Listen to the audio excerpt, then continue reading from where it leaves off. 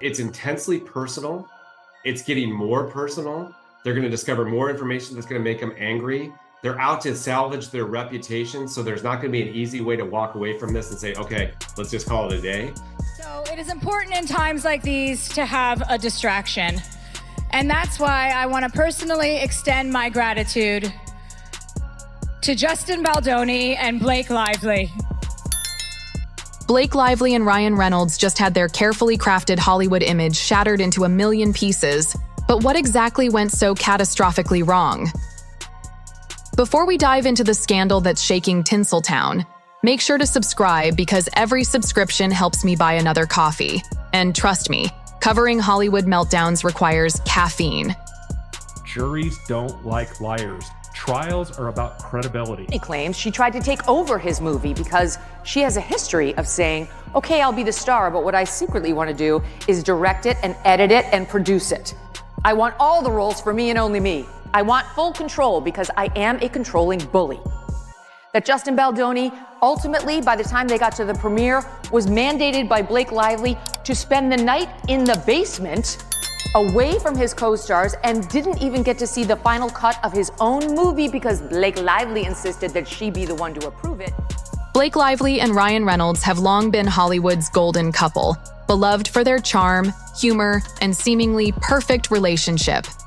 From romantic red carpet appearances to hilarious social media exchanges, their public persona appeared flawless. But beneath this glamorous facade, their carefully maintained image started unraveling in a shocking legal battle riddled with deception, fake witnesses, and massive bribery accusations.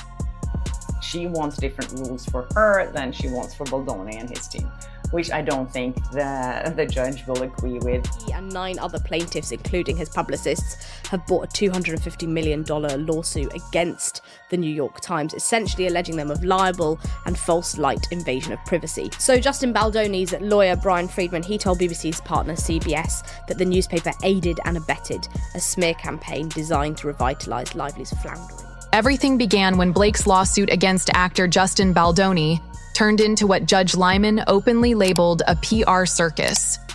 Instead of a concise, straightforward legal filing, Blake's team submitted an extensive 180-page complaint loaded with dramatic storytelling and sensationalized claims far beyond typical courtroom procedures. So her testimony is super important in this case. And if you can show the jury that she's lied, juries don't like liars. Legal analysts swiftly recognized it as a calculated PR maneuver rather than a genuine lawsuit, significantly undermining Blake's credibility right from the start. Well, actually, what I said last time is, of the 92-8 split, which is 92% of cases settled and 8 don't, this does meet criteria of being within that 8%. Because it's intensely personal. Things escalated quickly when Blake's team introduced 2 anonymous actresses, alleging they had similar negative experiences with Baldoni. And, so I think there could be some argument about whether it was leaked and shouldn't have been leaked and should they have the information or what it may be. But no matter what happens, this is a damning quote. Yet suspiciously, they refused to identify these supposed witnesses or provide verifiable details, casting severe doubt on their credibility. This dispute, these words that were said by Lively's side had a clear, immediate negative impact on Baldoni's career. Even gossip-hungry media outlets steered clear skeptical of the authenticity. Rumors swirled of an alleged bribery attempt, suggesting 100 million reasons why Blake's team wanted critical evidence hidden from public scrutiny. What I think we're seeing now with this quote is WME absolutely got rid of him because of these things that were said.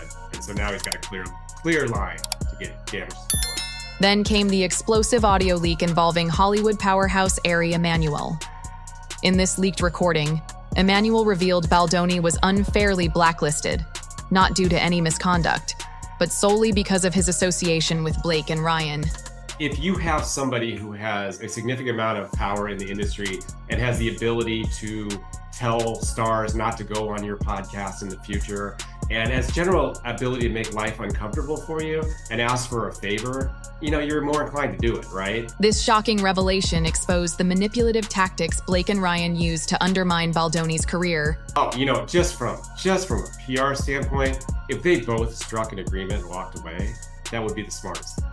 Because it was never going to get any better from Lively after when she filed that California Civil Rights Division pre-complaint, right? Shaking public trust to its core. In a desperate cover-up attempt, Dear Judge Lyman, as counsel for Wayfarer Studios LLC, Justin Baldoni, Jamie Heath, Steve Sarowitz, It Ends With Us Movie LLC, Melissa Nathan, the Agency Group PR LLC, and Jennifer Abel, collectively the Wayfarer parties, we write to advise the court of an issue that the Wayfarer parties wish to address at the upcoming conference on Monday, February 3rd, 2025. The infamous Freakonomics podcast episode containing Emmanuel's damning testimony mysteriously vanished overnight.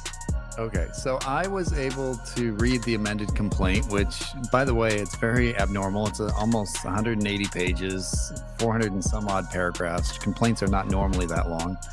But this one has to be for public consumption. This sudden disappearance only fueled speculation about the sinister reach of Hollywood power brokers capable of silencing inconvenient truths. Despite their frantic efforts, it was too late. The damage was irreparable.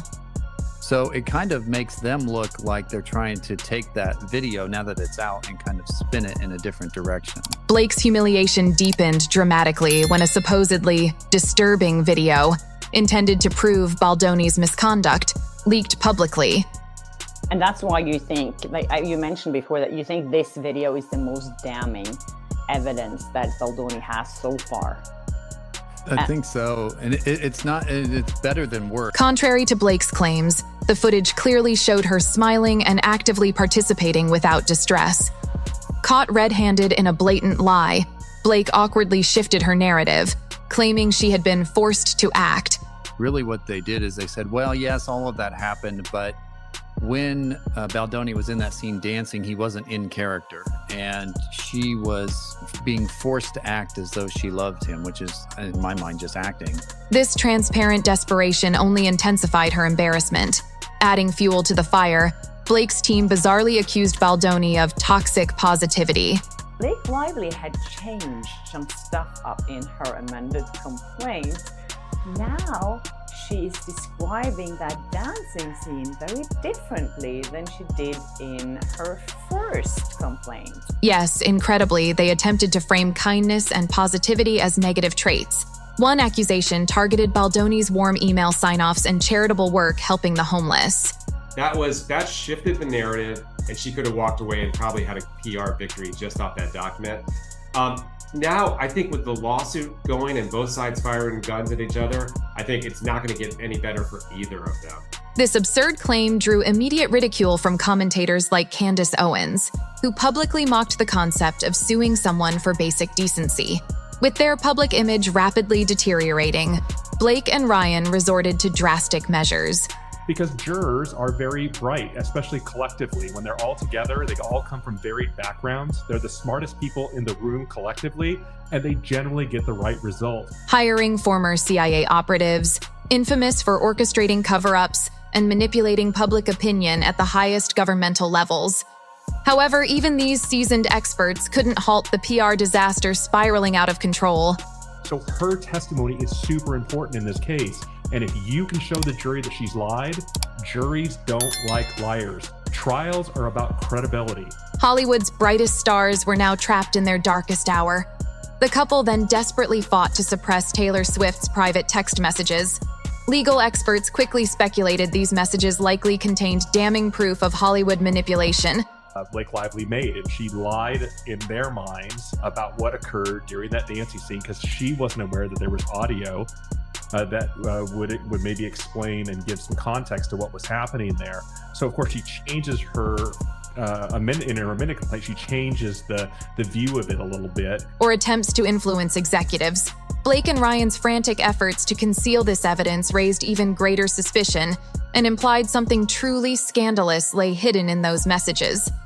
At this point, Blake and Ryan found themselves ensnared by their own web of deception. Spectacularly.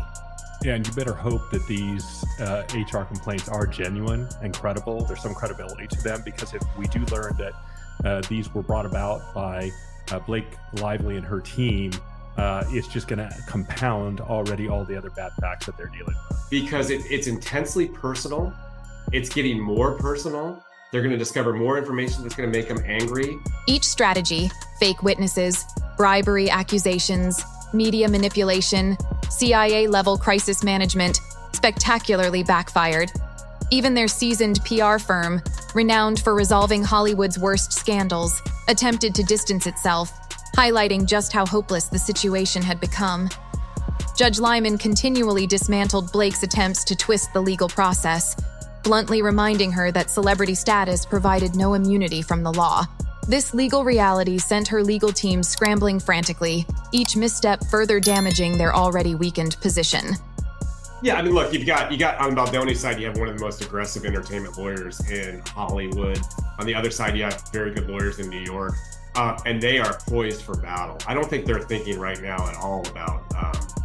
I think they probably won't listen to any experts or advisors or lawyers at this point. It doesn't sound like this because they make so many mistakes and bad decisions.